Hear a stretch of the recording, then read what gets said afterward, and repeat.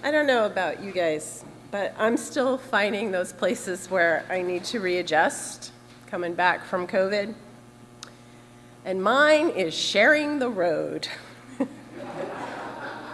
During the height of the pandemic, I was still commuting back and forth here, especially on Sundays. And it would just be me and a couple other vehicles on 495. But now things have returned to normal, at least on the road with the level of traffic.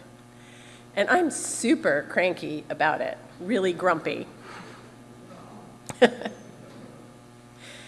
It's as if all of my frustration around the pandemic has been funneled into resentment of all the cars and trucks on the road. The ones that go too fast, the ones that go too slow, the ones that cut me off, the ones that won't let me in, the ones that don't use the turn signal, the ones who won't turn it off. And then there are the vehicles with certain bumper stickers, whose sentiments I vehemently disagree with. So I can feel my frustration, even as I'm preaching this, I can feel my frustration rising up and taking over as this wave of adrenaline that comes as my righteous anger rises up in my body, especially when I am late and in a hurry, which is my usual state, I am afraid. So I try to remember what I have learned through meditation practice. Pause and breathe. Remember that whatever emotion or thought is coursing through my system is temporary. I can let it go through me. I can let it pass by. I don't have to hang on to it. And I don't have to bring it to work, and I don't have to bring it home. This doesn't mean I always succeed, mind you, but practicing that pause, that breath, reminds me that I do have a choice. Not about the other cars and trucks on the road, but how I respond to them. So one afternoon, I was having tea with Brenda Rogers, and she told me about the 4 Brahma Viharas, or the 4 divine abodes in Buddhist practice. And that really intrigued me, and I wanted to explore them more because while I find the pause and breathe practice helpful, I know there's more. There's more to learn. Because my practice is pretty rudimentary, 10 minutes every day guided by teachers on a meditation app. But if nothing else, I am consistent, I want credit. My streak is 1,664 days, which I think is before the pandemic, by the way. When Brenda described the 4 divine abodes, I recognized the first, metta, which is most often translated from the Pali as loving kindness. And I recognized the 4th too, upekkha, which is translated as equanimity. I'm coming to terms with the fact that in this liminal period, I know I haven't used that word for a long time, but we're still in it, this liminal period we are going, which is going to go on for quite a while. And it's not just the pandemic, as Neil alluded to in his chalice lighting, the political divisions and the chaos and the climate crisis and other things. So the concept of equanimity, of maintaining a calm and balanced state of mind, sounds very healthy to me. And I'd heard a lot about loving kindness and equanimity extensively on my meditation app. That there are 2 others made me wonder if they might help build a bridge between these 2. So I'm going to invite you this morning to learn with me more about this core teaching of the Buddha. You may or may not be familiar with the 4 Noble Truths of Buddhism, the insights that the Buddha experienced meditating under the Bodhi tree, from which he taught his path of enlightenment. First, the Buddha identified the basic human problem as the inevitability of suffering. Second, that the cause of our suffering is desire and craving. Third, that cessation of suffering is possible by the fourth, following an eightfold path of right view, right thought, right speech, right action, right livelihood, right effort, right mindfulness, and right concentration. Another way to understand this is that suffering is caused in part by our human tendency to believe that our individual well-being is separate from the rest of the well-being of other human beings and all other life, and actually on this planet that we share. But the reality is that we are all interconnected. We are not separate from the rest of humanity or the rest of the interdependent web of existence, to put it in our UU principles language.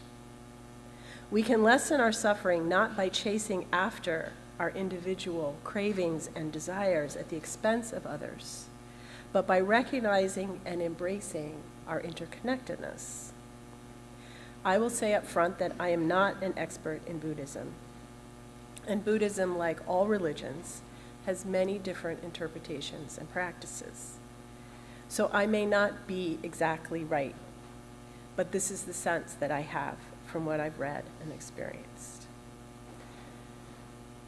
So now that I've put that disclaimer on the table, let's get to the Brahma Viharis, or the divine abodes.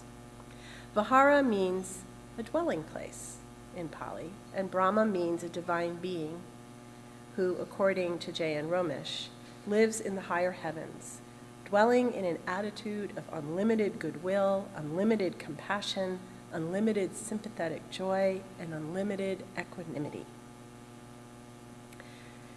The four divine abodes are practices rather than actual heavenly places.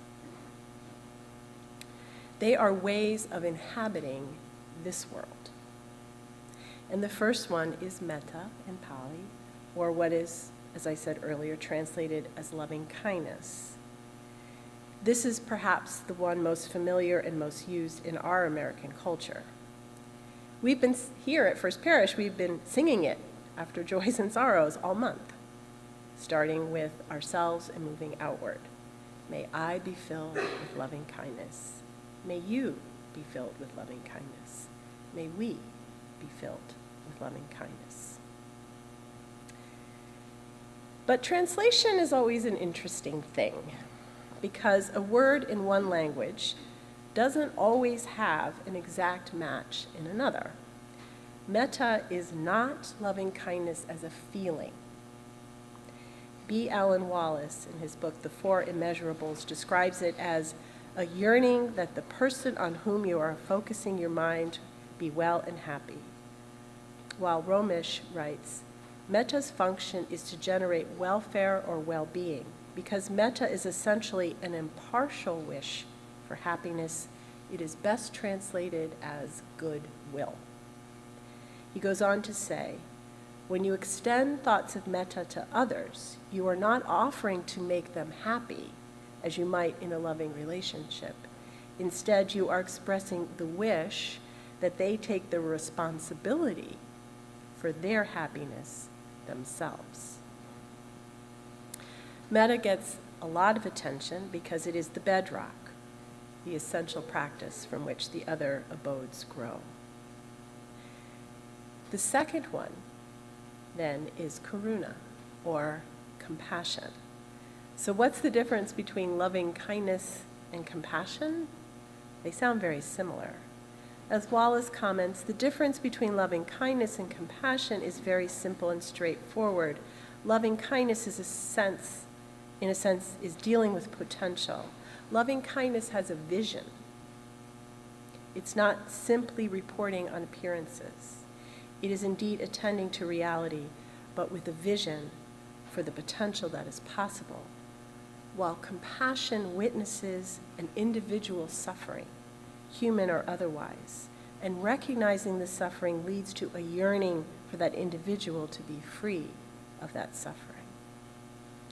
Romesh translates Karuna as glowing compassion, a quivering of the heart. I love that phrase, a quivering of the heart that arises in response to suffering. Like Wallace, he understands metta or goodwill or loving kindness to be the larger general wish for all beings, while Karuna is compassion, or compassion is what happens when this goodwill encounters suffering. The heart wishes for the alleviation of suffering. In other words, compassion is a response to specific situations of hurt. The third divine abode is mudita, or sympathetic joy. This is my favorite, actually. The other side of the coin of Karuna. Ramesh describes mudita as a gladdening of others' success, a delighting in the success, the goodness, and the well-being of others. Its function is being unenvious, not being jealous of the good fortune of others. And Wallace writes, in Theravada Buddhist tradition, the practice of empathetic joy is so straightforward that you hardly think it's a practice. You begin by bringing to mind a joyful acquaintance of yours. I think of my dogs.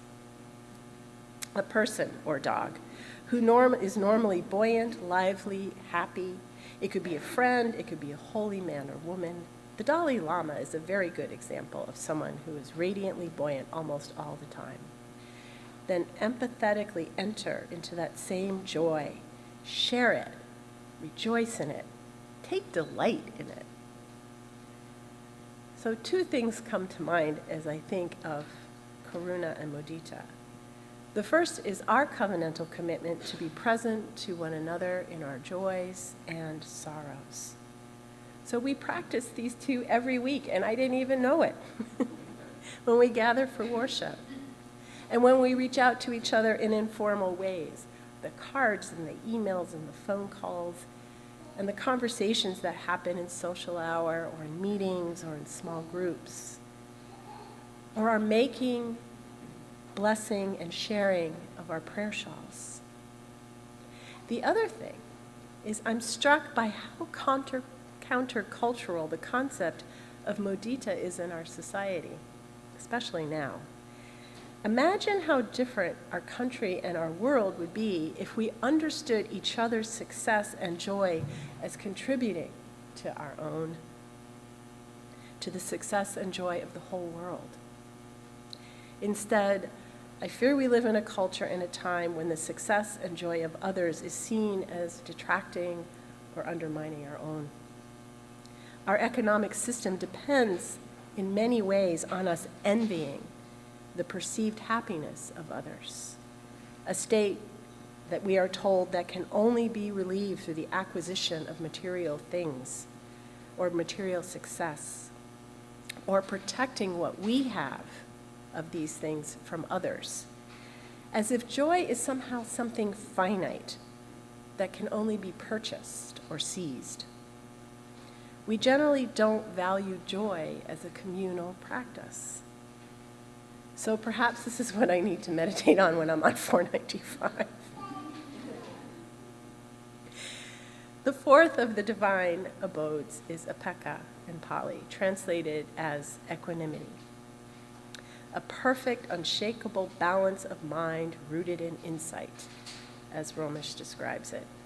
Looking at life, we notice how it continually moves between rising and falling, success, failure, loss, gain, honor, blame. These waves of emotion carry us up and fling us down, and once we do find rest, we are then in the power of a new wave again.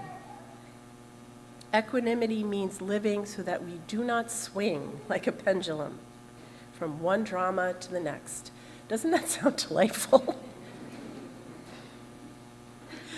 Creating disturbances in our lives that get in the way of the calm inner reflection, which sounds to me at once so wonderfully peaceful and pretty much impossible.